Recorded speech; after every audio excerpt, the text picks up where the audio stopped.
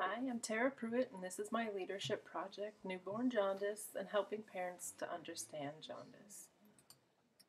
The goals of this project were to help parents understand what newborn jaundice is, help parents to understand testing and treatment for newborn jaundice, give staff in the birthing center a pamphlet that can be given to all parents to help with questions, and make the pamphlet the standard of information to be given to all parents, so all nurses are always giving the same information. The objectives of this project: parents will understand what jaundice is and why their infant is being treated for it. A lot of times, newborn jaundice is scary for parents, especially first time parents. They don't know what it is and they don't know why their baby has it. Parents will understand the testing and treatments for jaundice. Phototherapy lights are really scary for new parents. Infants are placed on these. We're told, just don't pick your baby up, leave your baby here. We put goggles on the baby. A lot of times parents get tearful and don't understand why we're doing that.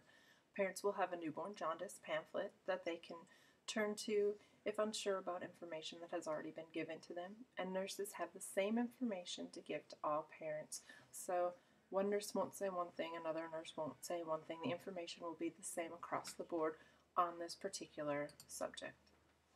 The information given to parents. So if a newborn is diagnosed with jaundice before they're discharged home, in the birthing center that I work at, all infants are given or tested for jaundice with a transcutaneous bilirubin meter reading, and that's done the morning of discharge. If that's high, we will get a total and direct bilirubin lab done, and that's how we'll determine. So if it's determined that the newborn is jaundice and treatment is needed, the parents will be provided with a pamphlet about newborn jaundice. This will be, again, the same information given by all nurses, and what the information or what's in the pamphlet is what jaundice is, test treatments, and then some frequently asked questions, all in a manner that's easy for parents to understand. So this is going to be something that hopefully the medical terms aren't as prevalent, so that they can understand it a little bit better than if I was talking to another nurse. In the previous pamphlet that we had, it was outdated, it was rarely used, so from one nurse to another, the information could change a little bit. So what is newborn jaundice? Jaundice is common in newborns. It's the yellow color of the skin and whites to the eyes, and it happens when there's too much bilirubin in the blood.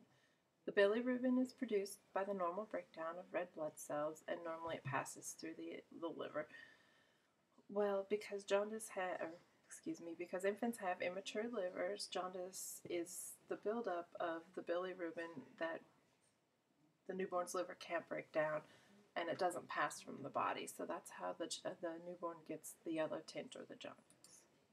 Why do newborns get jaundice? Newborns make more bilirubin than adults, since they have more turnover of red blood cells.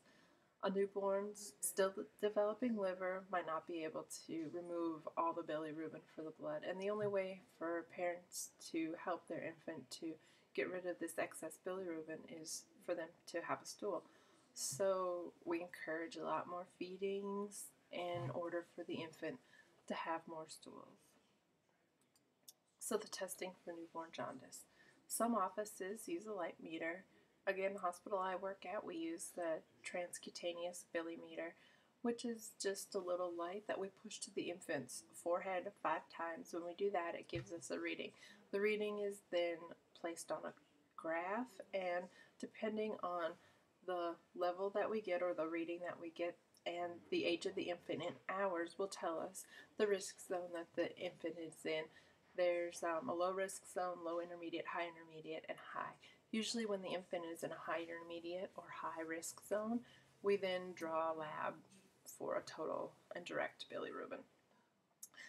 Blood may be drawn more than once, so if the infant is placed on phototherapy lights, we'll either draw the lab again that afternoon or again in the morning. Even if an infant is discharged home, sometimes they're discharged home on phototherapy lights, they still most likely are going to have to come back and have lab drawn, so that we know that the jaundice levels are going down, the bilirubin levels are going down in the infants.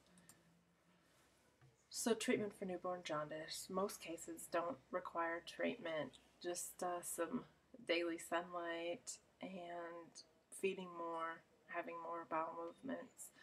For high levels of jaundice, we use phototherapy. So the infant is stripped down to their diaper and placed on a little bed that is blue light shining. Eye patches are placed on the infant to protect the eyes, and we cover the baby up.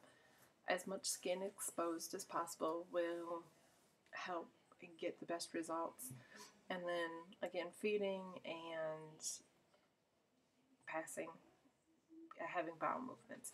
If a baby has severe jaundice that has not responded to the phototherapy, a blood transfusion may be done.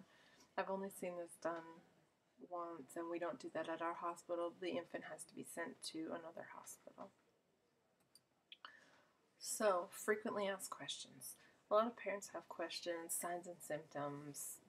Baby's skin is yellow.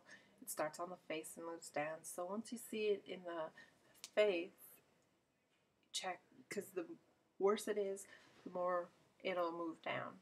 When should I call the doctor? So if you're discharged home and your baby starts to look yellow or the yellow gets worse, that's when you need to call the doctor. Baby has a temp of 100 or higher rectally, or baby starts to look sick. So your baby's acting differently than what it was before. There are also other questions that parents ask a lot. Is this a long-term problem for my baby? And all this is addressed in the pamphlet. So the response to the new jaundice pamphlet. The patients like having the information at their hands so they can refer to it at any time. So a lot of times patients, you'll go in the room, you'll tell them the information, and they'll say that they understand it, and perhaps they do understand it, but they're emotional, they're scared, and if you give them information that they have in their hands, once they calm down and they think about it, they can always refer back to this information. Nurses like being able to give something to parents so that they can better understand it. A lot of times, parents or even patients in general are a lot happier if they have something to read, something in their hand that definitely explains that they're not just taking your word on it. All parties involved like being able to give and or receive the same information. It's less confusing for everybody involved, so that this way the parents are always getting the same information from every nurse who walks into their room. It helps with the continuum of care. Staff or patients think that staff are all on the same page and they really know what's going on.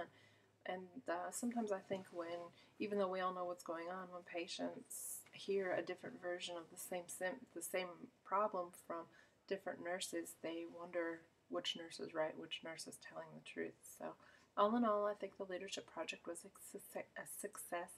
Everybody took well to the new pamphlet. So thank you.